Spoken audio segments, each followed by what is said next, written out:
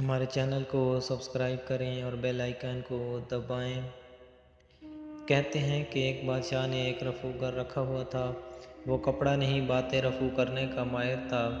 وہ بادشاہ سلامت کی ہر بات کی کچھ ایسی وضاحت کر دیتا کہ سننے والے سر تننے لگتے کہ واقعی بادشاہ سلامت نے صحیح فرمایا۔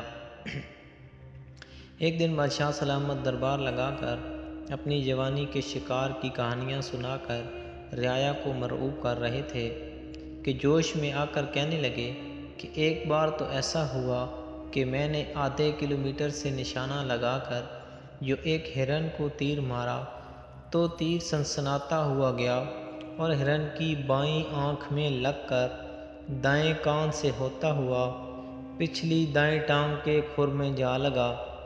بادشاہ کو توقع تھی کہ عوام داد دے گی، لیکن عوام نے کوئی داد نہیں دی۔ وہ بادشاہ کی بات پر یقین کرنے کو تیار نہیں تھے۔ بادشاہ بھی سمجھ گیا کہ ضرورت سے زیادہ لمبی چھوڑ دی۔ اپنے رفوگر کی طرف دیکھا۔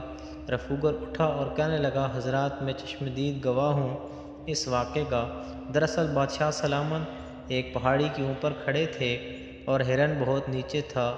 ہوا بھی موافق چل رہی تھی، ورنہ تیر آدھا کلومیٹر کہاں جاتا ہے۔ جہاں تک تعلق ہے آنکھ، کان اور کھر کا، تو عرض کر دوں کہ جس وقت تیر لگا ہرن دائیں کھر سے دایاں کان کھجا رہا تھا۔ عوام نے زور زور سے تالیاں بجا کر داد دی۔ اگلے دن رفوگر بوریاں بستر اٹھا کر جانے لگا۔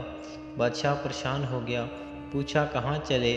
رفوگر بولا، بادشاہ سلامت، میں چھوٹے موٹے تروپے لگا لیتا ہوں، شامیانے نہیں سیتا۔